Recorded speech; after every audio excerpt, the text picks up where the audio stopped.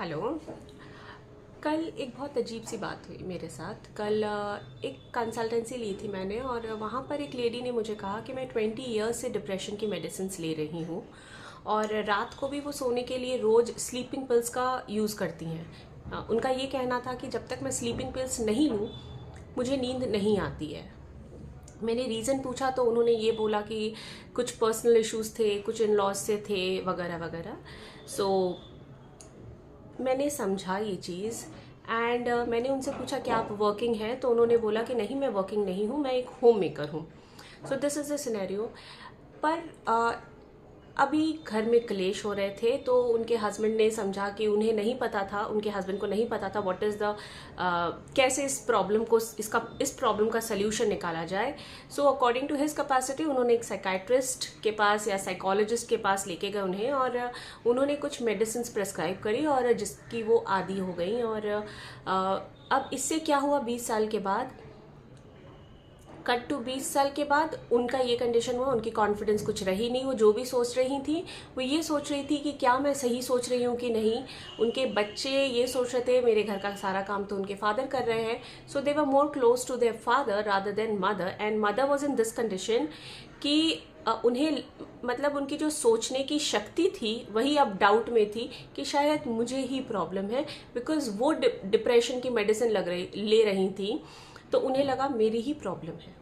Now do you think कि ये सही वे है एक चीज़ों को सॉल्व करने का?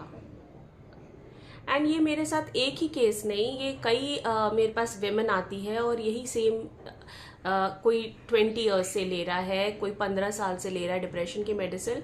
बट एक बार आप ये सोचिएगा, instead of taking medicine, depression की मेडिसिन, अगर आप वही जो अपनी एनर्जी है, जो सोच है, जो चीज़ें आपके माइंड के साथ नहीं मैच कर रही हैं, जो प्रॉब्लम्स है, इंस्टीड उन प्रॉब्लम्स को सोचने की जगह अगर आप लोगों ने, जो स्पेशली मैं होम मेकर्स के लिए बोल रही हूँ, अगर आप लोगों ने कुछ अपनी एनर्जी को सही जगह चैनलाइज किया होता, तो क्या अभी भी क्या वही रिजल्ट आता? क्या आपको तभी भी डिप्रेशन की मेडिसिन और स्लीपिंग पिल्स लेने की दरकार पड़ती? एक बार सोचिएगा।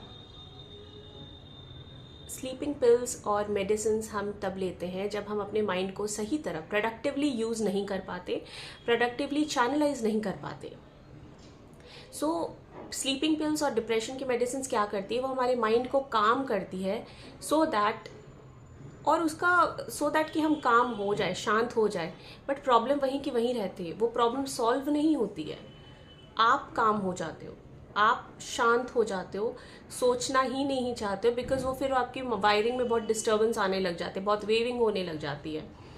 Because I am an certified NLP practitioner, इसीलिए मैं ये because I am a certified, इसीलिए मैं आज ये बोल पा रही हूँ कि प्लीज़ जब भी कोई प्रॉब्लम आए तो हमेशा सोचिएगा, am I thinking in the right way, इससे क्या होगा। एक टेक्निक मैं आज आपके साथ शेयर करना चाहूँगी, रिवर्स थिंकिंग। जो भी आप कर रहे हो वो क्या होगा, उससे आपकी मेंटल जो कंडीशन है वो बढ़ेंगी। बिकॉज हर चीज़ का सल्यूशन दो तरीके से है, एक तो आप अपने माइंड को काबू करना सीख जाइए, और एक मेडिसिन पर डिपेंडेंट होना सीख जाइए। मेडिसिन इसके दो चीज़ें, मतलब क्या बोलते हैं ना, दो चीज़ हो सकती है इसके साथ। अगर आप मेडिसिन लेते हो तो कोई ना कोई तो साइड इफेक्ट होगा। जैसे कि कल जिस लेडी के साथ मेरी कंसल्टेंसी हुई थी, उन्होंने बोला कि उन्हें माथे पे पिंपल्स और वगैरह कुछ प्रॉब्लम्स होने लग गई थी, तो वो तो साइड इफेक्ट होगी ना, 20 साल से आप ले रहे हो। अगर कोई रिच है देन वो अपनी ट्रीटमेंट्स पार्लर वगैरह में जाके करवा सकता है। बट येस, अगर वो मीडियोकर फैमिली से है तो कुछ नहीं हो सकता। फिर एक मेडिसिन का दूसरा मेडिसिन, वो तो फिर लड़ी लगने लग जाती है। वेयर एज NLP, जिसका मतलब होता है न्यूरो लिंग्विस्टिक प्रोग्राम, वो हमें ये सिखाता है कि आपको क्या सोचना है, जो कि आप एक बेहतर पर्सन बन सकते हैं और अपनी लाइफ अच्छे तरीके से चैनलाइज कर सकते हैं। वेयर एज अगर आप ऐसा सोचते हैं कि मैं दवाई लेना इज क्या बोलते हैं, स्केपिज्म होती है। अगर आपको सर दर्द है तो आप सर दर्द की दवाई ले सकते हैं, हाँ वो फटाफट हो जाएगा, बट अगर आप कंटिन्यूस सर दर्द की दवाई ले रहे हैं तो वो भी कहीं ना कहीं तो आपको इफेक्ट करेगा ही। सो बेस्ट है अपने माइंड को प्रोग्राम करिए, जो भी मैं सोच रहा हूँ इसका परिणाम क्या होगा। अगर मुझे मेडिसिन ही लेनी है और फिर अपने आप को एक बोलते ना इधर कुआं उधर खाई, कुएं से निकलकर खाई में जानी, तो there is no point taking medicine. आपका सबसे ज़्यादा हो सकता है वो घर के प्रॉब्लम्स थोड़े बहुत for a time being solve कर पाए, बट मेंटली आपको इतना अंडर कॉन्फिडेंट कर देगा ये मेडिसिन कि उससे रिकवर करना बहुत मुश्किल हो जाएगा। So please take charge of your mental health, think productively. और यस, एक और क्वेश्चन मेरे पास आया है और मुझे कहा गया है मेरे स्टूडेंट्स द्वारा कि उन पर भी आप मैडम वीडियो शूट करिएगा। There are few of my students, वहाँ पर वो बोलते हैं ma'am I can not do meditation, उतना समय नहीं होता है और बट हमारे चक्रास ब्लॉक है, उन्हें पता है, तो क्या किया जाए। एक बहुत ही आसान तरीका है किया जाए। जब तक आप मेडिटेशन नहीं कर सकते, of course meditation is the best thing which you can give to your body, to your mental health, to your everything. ये एक होलिस्टिक अप्रोच होती है, बट इन केस अगर आप नहीं कर पाते हो तो initially you can do her आधी घंटे में या हर 1 घंटे में एम आई थिंकिंग प्रोडक्टिव।